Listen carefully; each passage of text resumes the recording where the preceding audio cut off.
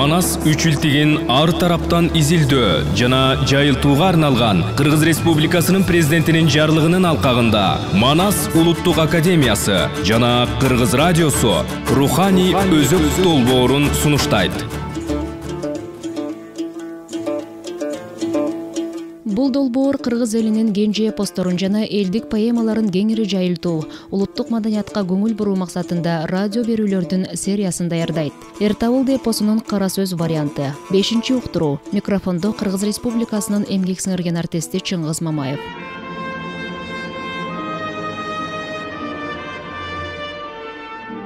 Арадан күндөр, айлар өтөт. Бир күнү Табылды катуу ооруп калды. Оорусу Кудай назарга угулуп, Табылды өлөөр алдында жатат деген кабар менен Кудай назар көл башындагы Чалгалмак деген баатырга Олжобай деген уулун чаптыртат. Табылдынын оорусу катуу. Ушу кезде келип жылкысын тийип кеткин деген кабар менен Чалгалмак элин жыйнап, 10 000 кол алып, кошунду кабат мол кылып, орука колду таштап, 500 баатырды өзү баштап, Чалгалмак баатыр ашуунун белинен дүрбү менен карап жатат. Табылды оорудан аман эсен айыгып, тор этине тола албай, баштагыдай боло албай жүрдү. Аттардын картасын толтуруп алалы деп арча торуну баш кылып, аттардын баарын жазгы көктөмдө агытып жиберген. Кардыгач макмалдан кылган дорбого мейизден жемди салып, арча торуга түшкү жемин берип, жалын тарап, соорусун сылап, күнүгө бир маал барып келет. Чалгалмак бейкут жаткан Табылдынын жылкысын көрүп, 3 нуранын башынан, нарындын кара ташынан жылкыны 500 баатыры менен келип тийип кетти. Кичи нарындын суусунан кечирип жатып, Чалгалмак ойлонуп, жылкы айдаган баатырларга карап мындай дейт: "Мен Чалгалмак болгону Кыргыздан жылкы көп алдым, Кытайга барып кол салдым, 6 шаар Кашкардан алтын күмүш олжалдым. Эрдемсинген Кыргызга көбүрөөт кол салдым. Бирок менин бир арманым, алдымдан чыккан тоскун, артымдан келген куугун, сайышып чыккан баатыр, салышып чыккан балбан болгон жок. Калдайган калың кол, кармашып чыккан жоо жок. Канчалык көбел чапсам дагы, же багал чагым майышып, балбандын күчүн көрбөдүм. Башты жара сайышып, баатырдын күчүн көрбөдүм. Айбалта менен чабышып, ат үстүндө алышып, кылычты кыя суурушуп, кызыл канга боелуп, кызыгышып урушуп, чоюм менен чабышып, чокуга болчоп салышып, ак бара мылтык атышып, аябай канга батышып, жаралуу болуп кансырап, соот айрышып, чопкуту тытышып, бир кумардан чыккан жокмун. Ушул менин арманым. Акыркы айтар сөзүм 60 ашып, 70ке аяк басып калган кезим. Аваң чалкаш өзүм болом. Жылкыны суудан кечирип, себизден бирди союп, бүгүнчө өргүү болгула. Күндүн нуру салып, тегиз тийип калганда менден кабар алгыла. Эгер жөнөмөк болсоңор, күүгүмдү жолго салгыла. Түнкү сейрин убакта төш таянып баргыла. Көбөрүгөн жылкыны катуу айдап салбагыла. Кокустан түтөк болуп, жалгыз кулун калбасын. Калмагашуу бийикпел, малды кылдаттык менен чубатып, ашырып кеткиле. Өзүм кайра барып, өзөндүн баарын чалайын. Өрүштө калып калган мал болсо, калтырбай айдап келейин. Бейкут жаткан берендерге кабар салып, эр болуп аркамдан келсе, бир беттешейин. Белгилүү баатыр болсо, 5 күнү удаа сайышып, кумарымды кандырайын. Эрмен кандын баласынын эрдигин көрөйүн. Сайышып эңкейтсем, силерди ээрчитип кайра барайын да, эчтеме койбой, Кыргыздын элин чаап алайын. Тойбой калдым деп Табылды бушайман жебесин. Ашкере баатыр болсо аркамдан кууп келсин. Коркуп калса, коңулда жүрүп күн көрсүн. Ошентип Чалгалмак карабоз менен буургутуп, артынан чаңын дыргытып, кең нарынды бойлоп, ар түрдүү акыл ойлоп, адыр менен өрөөндү аралап чаап, таңды эре-середе Табылдынын айылына келип калды. Чалгалмак тегерете карап барсамбы деп санап, айылдын үстүндөгү кашаттан Табылдыга даректеп кабар салат. Эр Табылды сенсиңби?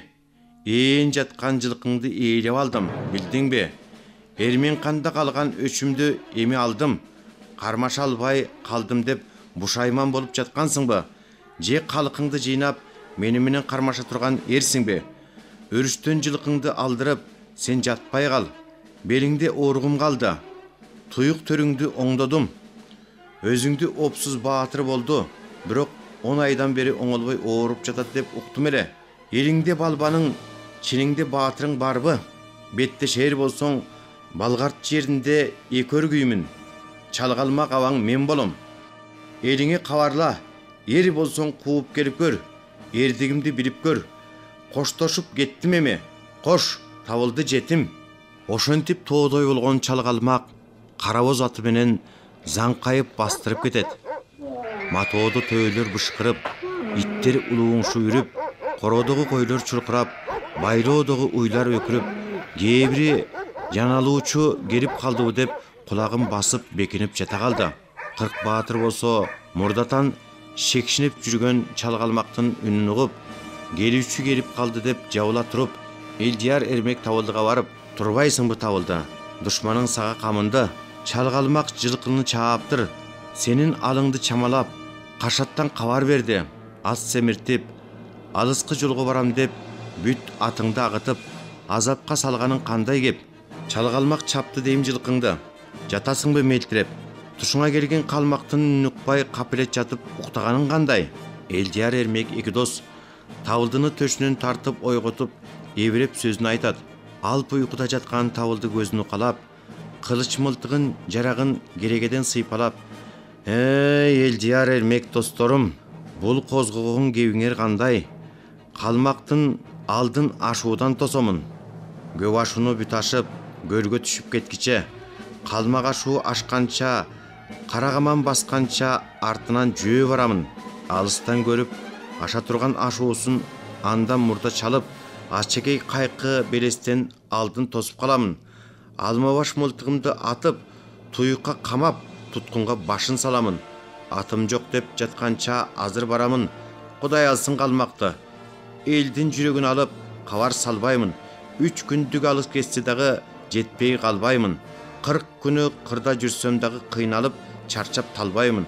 Айланайын 40 досум, Элдияр Эрмек жолдошум, эмчектеш жолборусторум, эриктим деп жүрчүлеңер. Эми силерге жол болсун. Ок даарыны мол алып, озунуп мурда жол чалып, чалгалмакты талкалайлы. Капчагайга салалы, карагырды ашып баралы, карышкыр жүрбөс мөңгүдөн дүрбү салып карап көрөлү. Дөгүрсүгөн калмакты көңтөрө сайып алалы. Аксар башыл алып, ай туякка чалгыла. Арбака атап мал союп, азык кылып алалы. Табылдынын сөзүн угуп, 40 жигит камына баштайт. Саадагын белине салынып, ача туяк мал союп, жөнөмөк болуп топтолушат.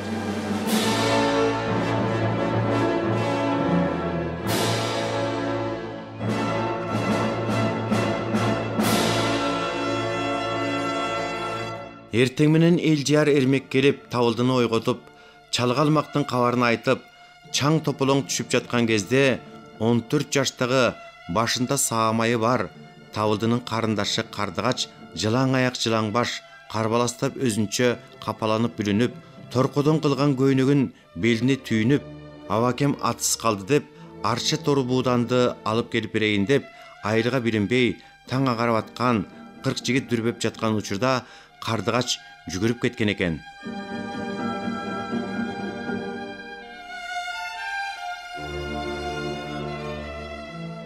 Урматтуу радио окуучулар, сиздер Манас улуттук академиясы менен Кыргыз радиосу тарабынан даярдалган Руханий өзөк долбоорунан Эр Табылды эпосунун кара сөз вариантын угуп жатасыздар. Уландысын шейшемби күнү ушул маалда улантып уктурабыз. Эр Табылды эпосун кара сөзгө айлантып кагазга түшүргөндөр Талантаалы Бакчиев, Айгерим Кубанычбекова. Текстти көркөм окуган Кыргыз Республикасынын эмгек сиңирген артисти Чыңгыз Мамаев. Режиссеру Жыргаламанова, редактору Жаныбек Эсеналиев.